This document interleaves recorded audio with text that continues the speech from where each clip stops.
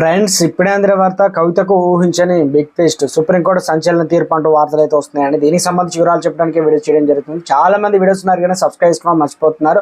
దయచేసి channel subscribe చేసుకొని bell icon all పైన ట్యాప్ చేయండి. ఇటువంటి ఇంపార్టెంట్ ఇన్ఫర్మేషన్ మిస్ అవ్వకుండా మీ ఫోన్ నోటిఫికేషన్ రూపంలో వస్తుందండి. చాలా మంది మీరు చూస్తున్నారు కానీ లైక్ చేయడం లేదని, దయచేసి లైక్ చేయండి. ఇన్ఫర్మేషన్ అందరూ కూడా తెలుస్తుంది.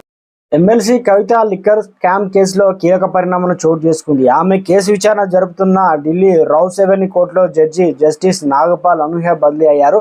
ఆయన స్థానంలో జస్టిస్ కావేరి బావేజా నియమితులయ్యారు. ఇటీవల కవితకు నాగపాల్ కస్టడీ విధించిన విషయం తెలిసిందే. ఢిల్లీ లిక్కర్ స్కామ్ కేసులో అరెస్ట్ అయిన ఎమ్మెల్సీ కవిత సుప్రీంకోర్టులో రిట్ పిటిషన్ వేశారు. ఈడీ కస్టడీ నుంచి తనను విడుదల చేసేలా ఆదేశాలు ఇవ్వాలని ఆమె అందులో కోరారు.